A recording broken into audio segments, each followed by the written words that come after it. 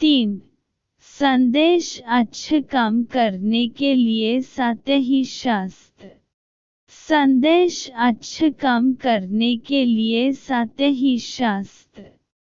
अंग्रेज विद्वान George Bernard Shaw के अनुसार बिना बेईमानी के कोई भी धनी नहीं हो सकता। हमारे देश में अंग्रेजी राज व्यवस्था, भाषा, साहित्य, संस्कृति तथा संस्कारों ने जड़ तक अपनी स्थापना कर ली है, जिसमें छद्म रूप की प्रधानता है। इसलिए अब यह भी कहा जाने लगा है कि सत्य, ईमानदारी तथा कर्तव्यनिष्ठ से कोई कम नहीं बन सकता।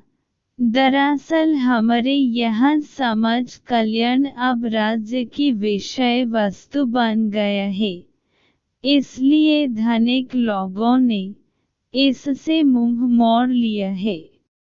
लोकतंत्र में राजपुरुष के लिए यह अनिवार्य है कि वह लोगों में अपनी छवि बनाए रखे, इसलिए वह समाज में अपने आप को एक सेवक के रूप में प्रस्तुत कर कल्याण के नारे लगते हैं।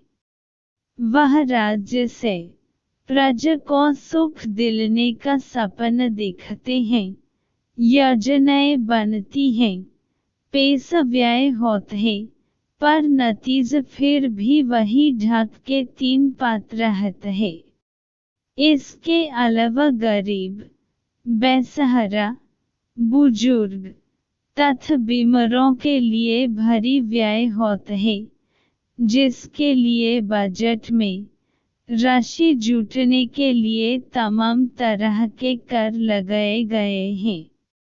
इन करों से बचने के लिए धनिक राज्य व्यवस्था में अपने ही लोग स्थापित कर अपना आर्थिक साम्राज्य बढ़ाते जाते हैं। उनका पूरा समय धन संग्रह और उसकी रक्षा करना हो गया है, इसलिए धर्म और दान उनके लिए महत्वहीन हो गया है। सामवेद में कहा गया है कि ऋतावृद्धो ऋतस्पृशो बहृन्तं क्रतुं ऋतेन आशय। सत्य प्रसारक तथा सत्य को स्पर्श करने वाला कोई भी महान कार्य सत्य से ही करते हैं। सत्य सुकर्म करने वाला शास्त्र है, वार्च है। सत्य वचनों का विस्तार करना चाहिए। वचस्पतिर्मरवस्यत् विश्वस्येषन् ओजसः। विद्वान तेज हो तो पूज्य होता है।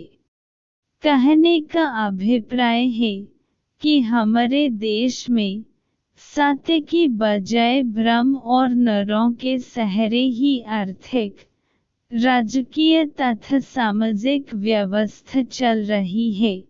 राज्य ही समाज का भला करेगा, यह असत्य है। एक मनुष्य का भला दूसरे मनुष्य के प्रत्यक्ष प्रयास से ही होना संभव है, पर लोकतांत्रिक प्रणाली में राज्य शब्द निरकर शब्द बन गया है। करते लोग हैं, पर कह जाता है कि राज्य कर रहा है। अच्छा करे तो लोग श्रेय लेते हैं, और बुरा हो तो राज्य के खाते में डाल देते हैं। इस एक तरह से छद्म रूप से ही हम अपने कल्याण की अपेक्षा करते हैं, जो कि अप्रकट है।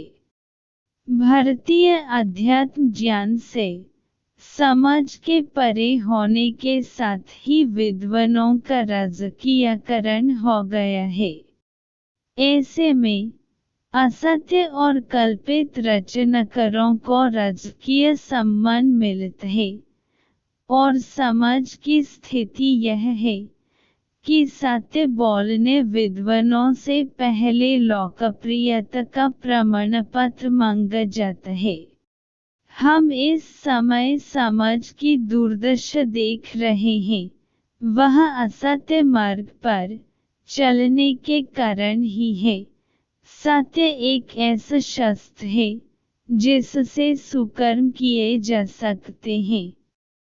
जिन लोगों को असत्य मार्ग सहज लगता है, उन्हें यह समझना मुश्किल है, पर तत्वज्ञानी जाते हैं कि क्षणिक संबंध से कुछ नहीं होता, इसलिए वह सत्य के प्रचार में लगे रहते हैं और कालांतर में इतिहास उनको अपने पृष्ठों में उनका नाम समेट लेता है।